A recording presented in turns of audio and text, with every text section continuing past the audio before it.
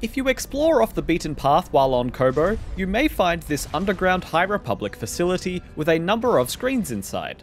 This is the Alignment Control Center, and it is home to a very powerful upgrade for you completionists out there, but the way to unlock its secrets is shrouded in mystery. Not bad for an abandoned facility. That's why we're here to tell you what you need to do to solve the mystery of the Alignment Control Center.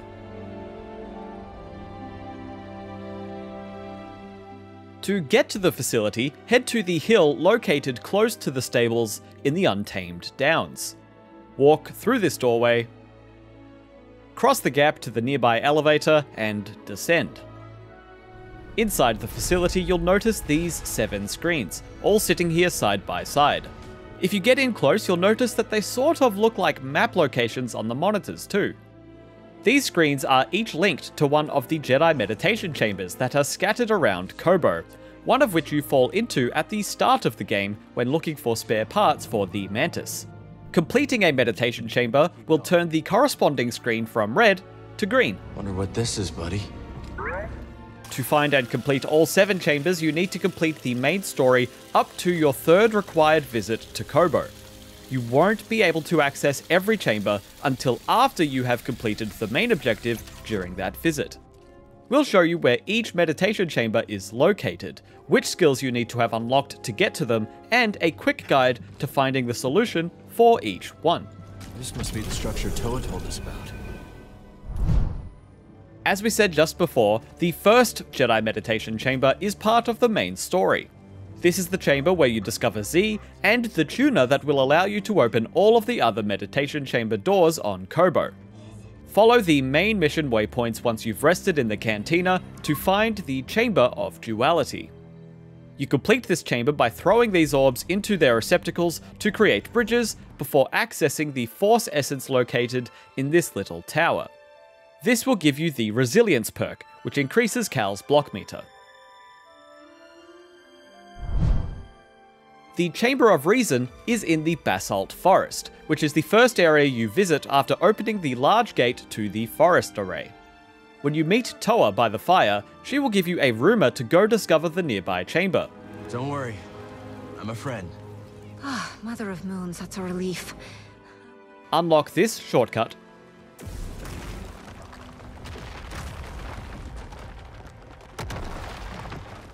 Clamber up these vines. Run across the broken bridge to the dangling rope, swing across, and walk inside. This chamber is like the first, but a bit more puzzling. You need to use these orbs to create bridges, but now there are also switches that move the locations of the bridges. To start, grab the first orb and create a bridge on the right side of the platform. Walk across, break the wall, and grab the second orb.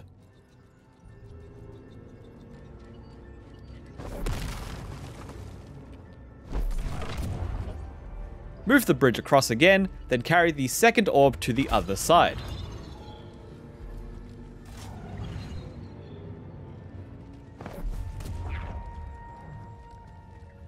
Ride the elevator up, and put the orb in the receptacle. You can either run across the faulty bridge for some collectibles, or walk across the solid bridge on the right-hand side.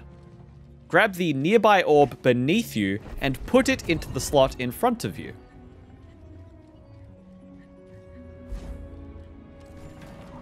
Now use the switch to raise the platform.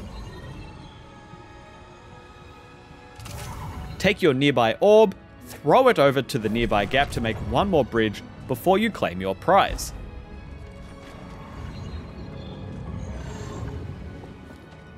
The Dexterity perk you unlock makes your lightsaber throws deal more damage. The next chamber requires you to have access to tamed Nekkos after completing the Forest Array mission. In the Untamed Downs, near Fort Karlan, is a broken down ruin. Use your Nekko to give yourself a boost to the vines above. Then climb on top of the ledge to find the entrance to the Chamber of Clarity. This chamber is all about these blocks that you can push and pull. Pull this first one and jump across. There are also some collectibles hidden in the gap where it came from.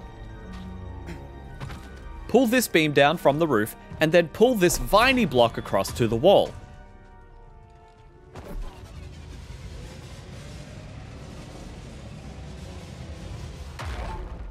Then pull the block from the other side before immediately jumping onto the vines and riding it all the way across the room.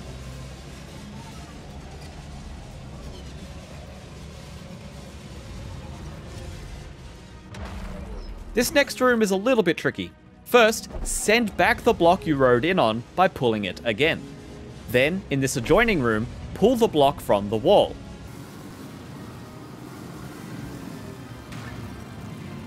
After this, walk over to the grate to see the first room that you were in and pull the first block back into the current room.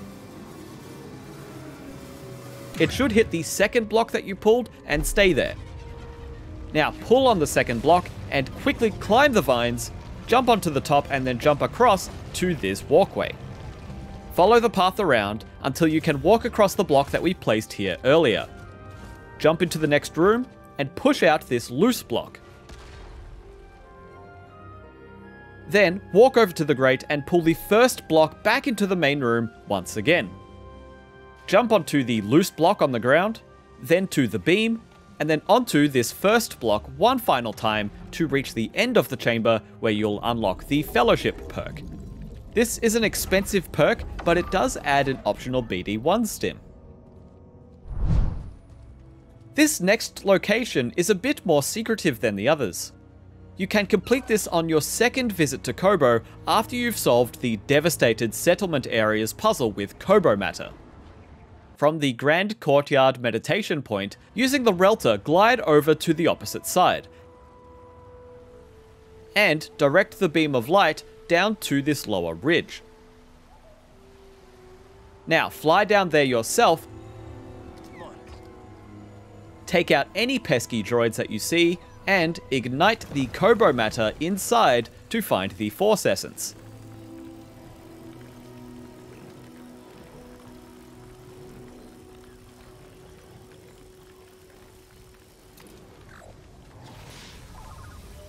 This will give you the Ambidexterity perk, which temporarily increases your lightsaber damage after you shoot an enemy with your blaster. The main missions don't take you this way for a while, but once you can get past green force fields, this chamber is open to you. Behind the cantina is an entrance to Foothill Falls, which leads to the mountain ascent. Just past these first force fields is a drop down to a lake with a nearby waterfall. Behind that waterfall is the entrance to the Chamber of Detachment. Start by pulling the block out from the far side of the room. The block will pass over this pressure plate, which will lower the platform at the end of the room, but we can't use it just yet. Grab the orb that was revealed behind the block and throw it into the receptacle behind this spinning gate. This will shoot a Koboh matter beam, but only when the spinning gate is in certain positions. Using BD1's Koboh grinder, you'll need to place Koboh matter on the movable block in order to burn the Koboh vines on the near wall. This is the only way to get the purple fire to these vines, as the wall that connects to the beam is circled by water, making it impossible to cross with the flame. Create some sizable Koboh matter targets on these two sides of the block, and then pull it towards the beam. It can look a bit glitchy, and you may need to refresh the Koboh matter, but once it ignites, make sure it hits the vines. This unlocks the use of another block. Send the first one towards the elevator, but make sure you're standing on the pressure plate to stop it early. Now, pull the second block to fully push the pressure plate down. You may need to push and pull on the block to keep the elevator fully lowered. When the elevator is down, push the adjacent block onto the platform, and then send the remaining block towards it too. Stand on the pressure plate again to stop the second block prematurely, creating this makeshift staircase for you to use to get to the Force Essence. This will give you the Patience perk, which restores some health every time you use your slow ability. These last two chambers require you to have all upgrades that you can acquire after completing your third visit on Koboh. From the bog outside the Lucahulk, use Force Lift to raise this pillar. Follow the path and jump onto the nearby zipline. You'll need to swap ziplines halfway down, so hold L2 or left trigger to slow BD1 down before you get there. Drop and grab the second zipline, ride it into the bog, and walk under the nearby archway to find a grappling hook target.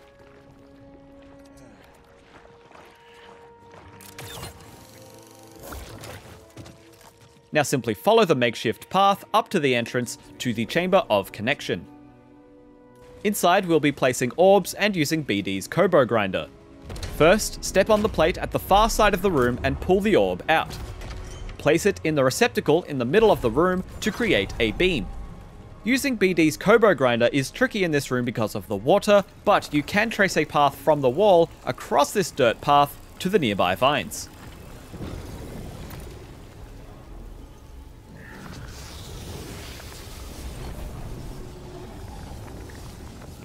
Walk inside and wall run to the above path.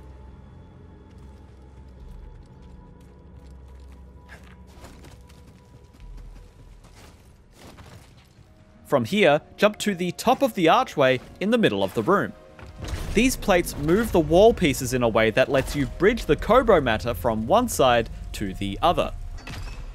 Set a path on fire and draw it across the panels that close across the first gap. Then, while the fire is still lit, run across to the second plate and then bridge the path over to the far side of the second group of panels. This should be enough to open the main pathway.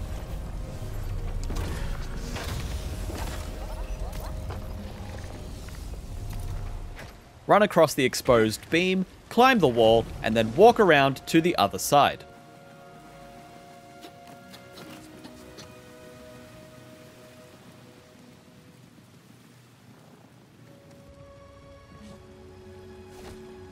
Open this door to find the other side of the walkway that we unlocked earlier. You now need to trace a line of lit Koboh matter from the back of the room, through that side passage and up to the balcony.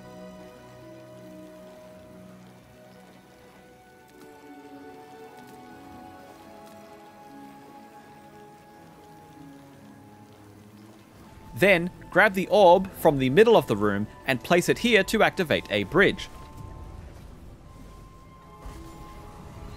Quickly start placing more Koboh matter so you don't lose the flame, and trace it across the bridge and up to the final doorway.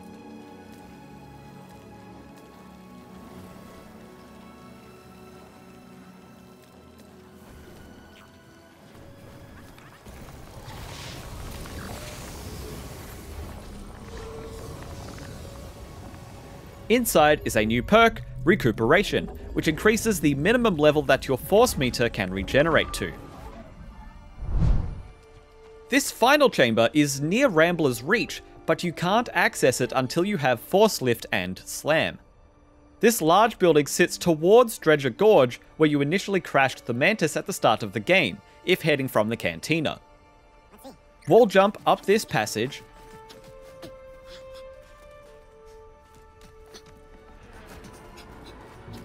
take out the nearby droids on the roof,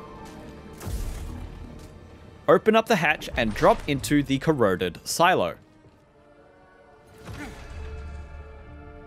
Follow the platforming challenges down as you descend, and then once you've cleared the enemies at the bottom of the elevator, make sure you open this shortcut door nearby.